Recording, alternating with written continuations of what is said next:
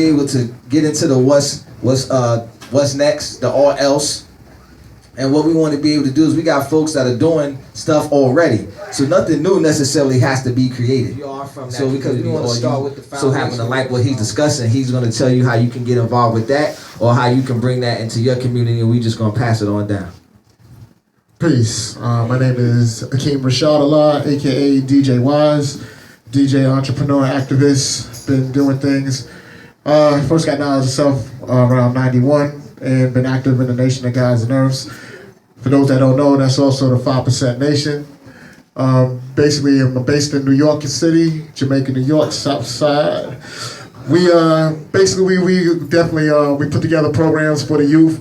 We Salim, I've known for years. We piggyback with, he has helped the We tofu back. Say that? Tofu back. No piggyback. No piggyback.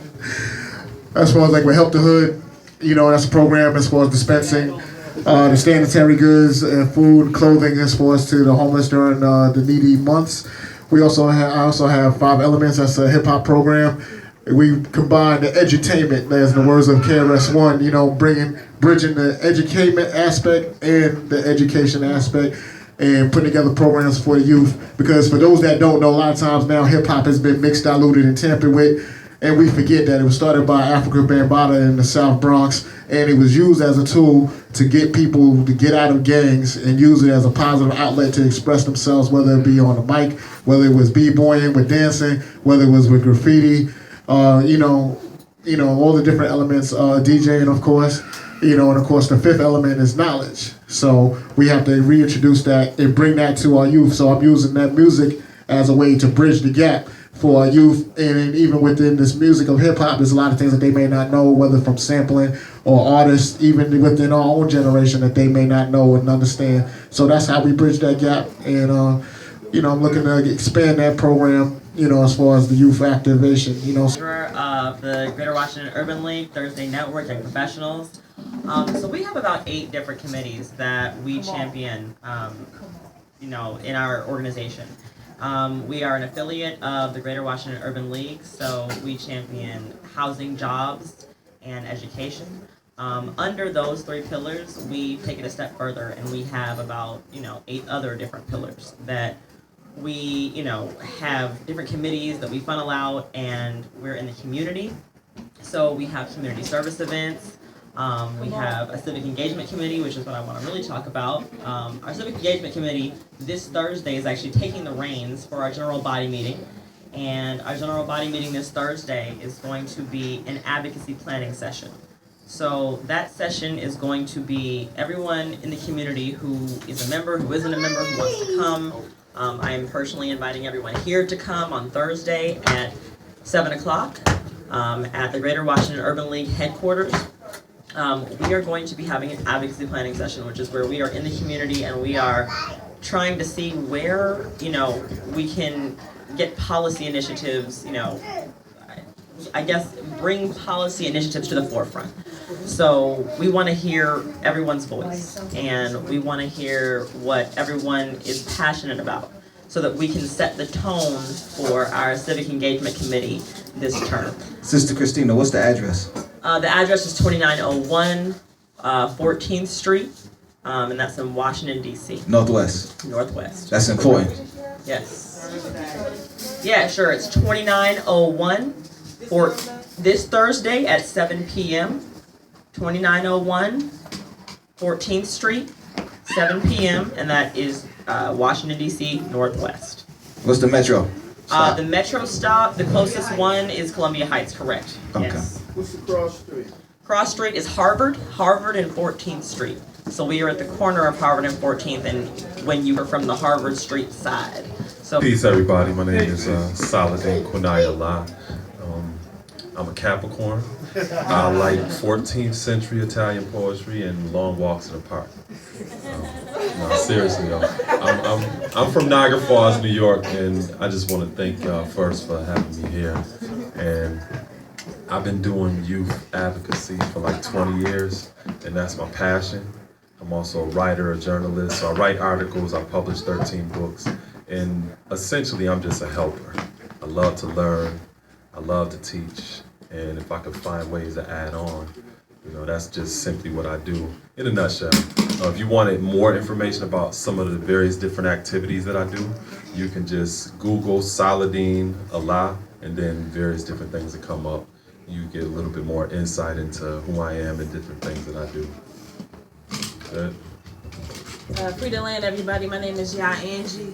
I go by Ya Angie. I'm a part of the Malcolm X Grassroots movement, the Atlanta chapter right now. And the Malcolm X Grassroots movement is the mass mobilization of the New African Peoples Organization. And we are a human rights organization for self-determination, self-defense, and self-respect for Black people. Right now, we're mobilizing our organization to begin organizing for 810, which is the International Decade for African People. We organize on many principles, which are self-determination, human rights, reparations, freedom of political prisoners, and ending of sexist oppression against women.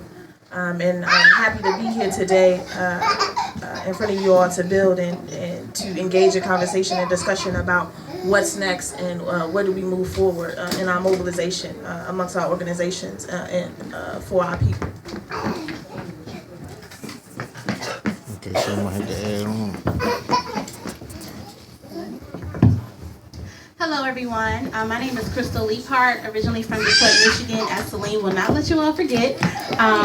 Here by way of Howard University, and I'm involved, thank you, in a couple different things, but I think just for this, I wanted to talk about what the or else means for me, if that's okay. I think a big thing that we forget about in these discussions, and someone mentioned it to me when I went to a panel yesterday, was we work so often on what's going on the outside that we're not looking within ourselves and kind of seeing what needs to be worked out within each other. So not necessarily in a race, but as an individual. So what are the issues that are hindering you from getting to your best place as far as your activism or leadership goes? So my solutions, generally speaking, the more practical things is just finding your own place in what you consider resistance. So that could be whether you're resisting some type of policy, whether it's some type of situation, or whether, again, it's helping within yourself to fix things. From a more organizational standpoint, I'm involved with YWCA and mentoring, and I think mentoring is one of the best ways to help the youth in your community. In particular, we do programming around racial justice, diversity sessions, and we pull in organizations that do this work, and also we come up with some of it ourselves to solve issues within what's going on with Black girls and Black girls in the community. But we also advocate within those on behalf of the Black girls as well. I think too often the things that are happening with two women and girls are confused, and we may be going to college at higher rates, or we may be having the most businesses, but we are hurt too, and we need attention too, and we need support from our Black men in particular. More support than it has been in the community. Kind of voter registration, civic engagement things, but in particular we've been having a lot of rounds of town halls around policing with Black women and girls, policing around Black folks in general, and also knowing your rights sessions. So those are some ways that people can get active in the kind of work that we do. Also, we're present at Justice or Else this morning. And another organization that I work with is Impact. We do civic engagement, community service work as well. So it's impact/dc.org, and you can get more information. Who still is an activist, former Black Panther, Charles Barron, and he's been on the front line since the 60s, and he formed his own political party, the Freedom Party. We have, of course, there's Charles Etheridge III, the cut man, used to say, you're dealing with politics, you got left wing, right wing, same bird.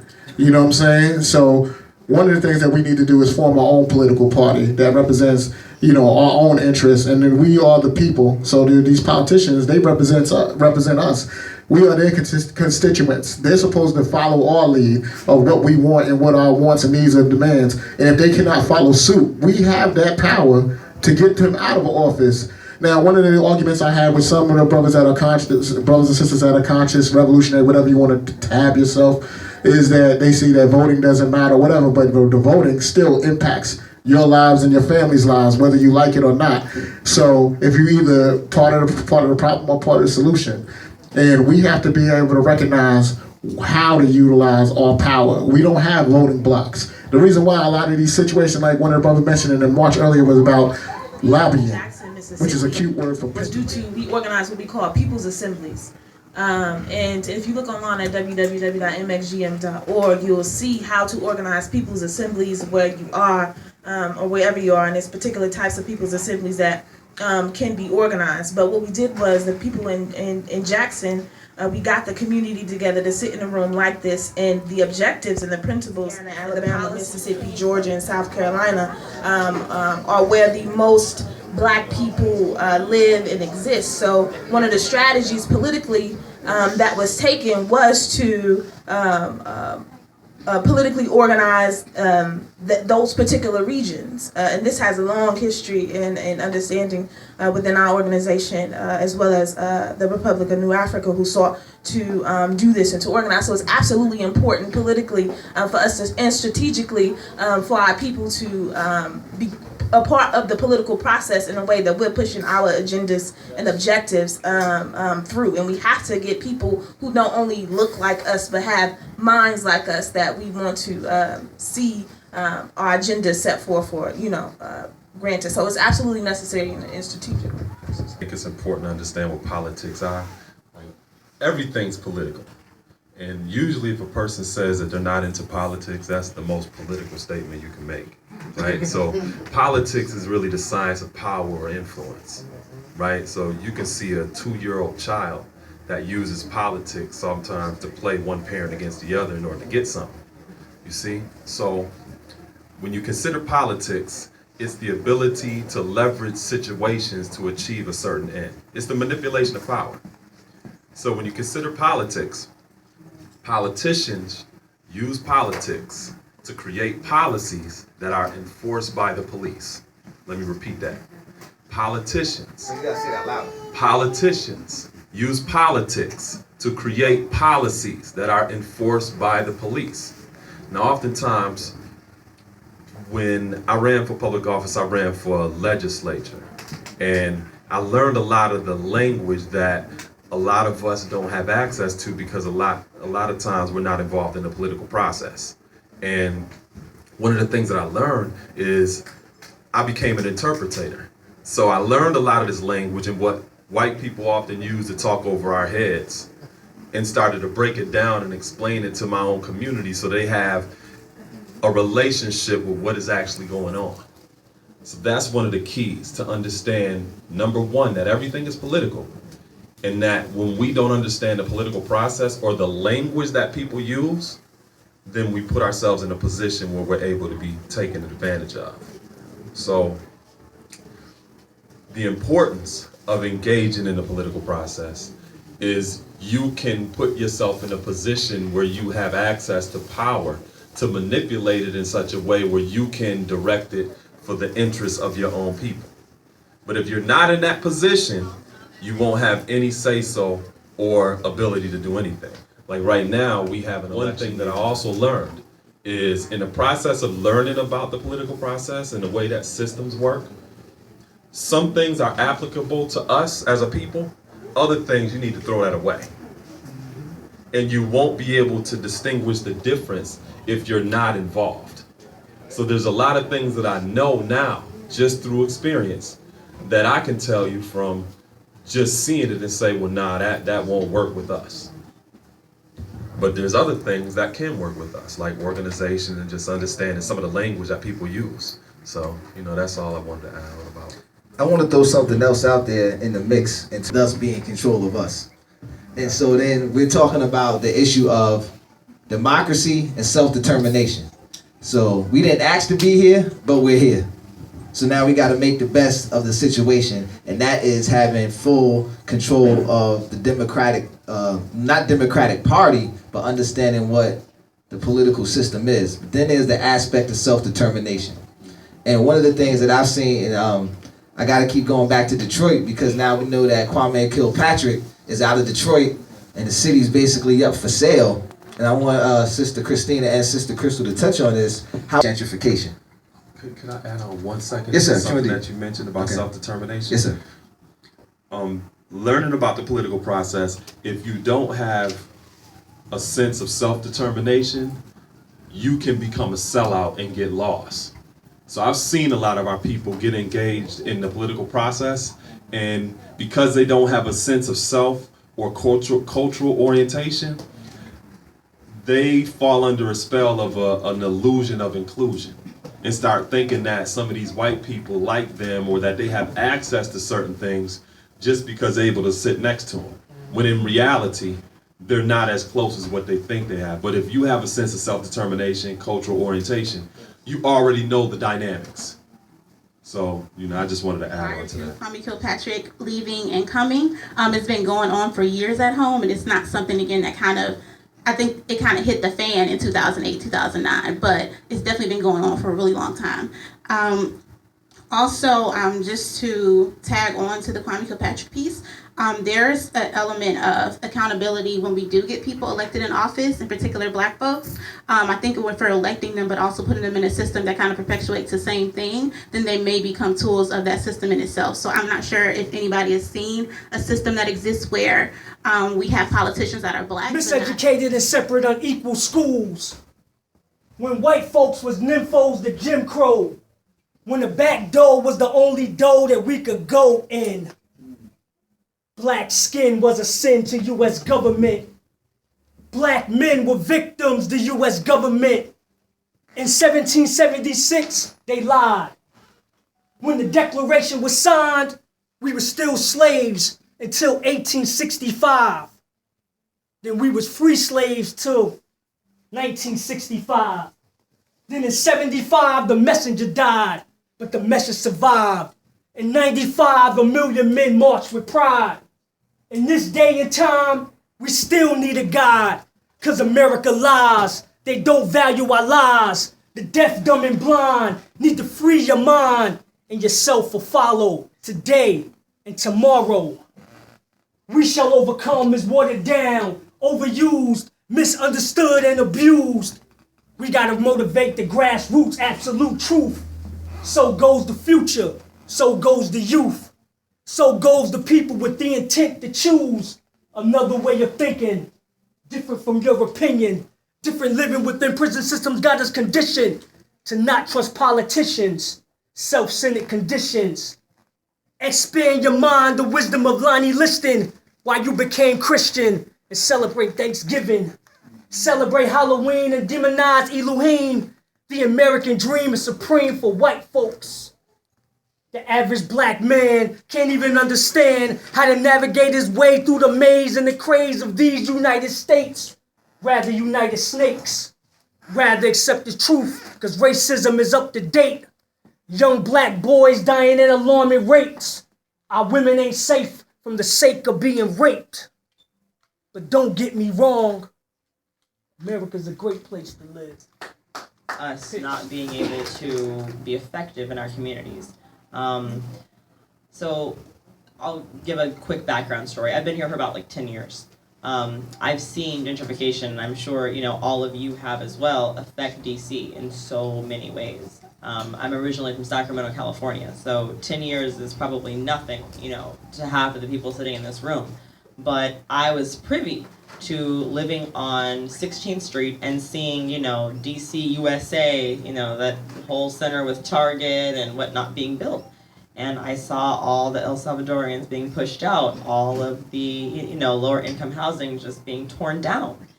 So you see, the effects of gentrification, rapidly happening around you.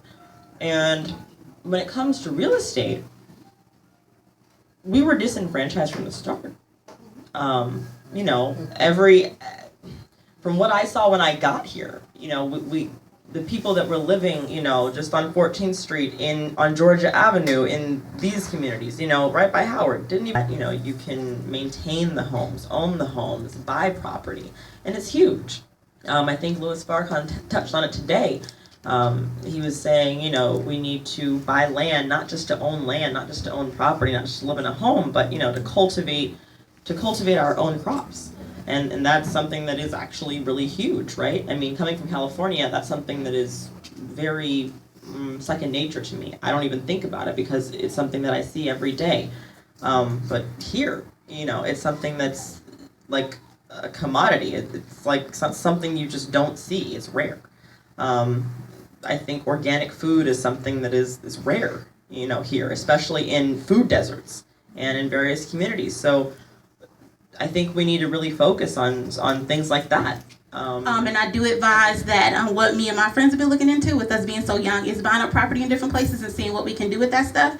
But it's going on everywhere in all of our black centers right now for the most part. And what is another point that I... Peace. Actually, I have 3 children. One of them goes to Roots. And Roots is an African-centered school. It was started back in 1977 by Mama Bernita Thompson. It's the 3rd oldest African-centered school in the district. It's now a public charter school, so you can pretty much just enroll through the public school system. But I do want to talk about the other school that all my children will be attending next year, but the 2 youngest are attending now, which is the Wilson Baker Academy, and it's out in Maryland. There is a tuition, but freedom ain't free. But it's a really great school because it's taught by 2 people who are educators. They're relatively young.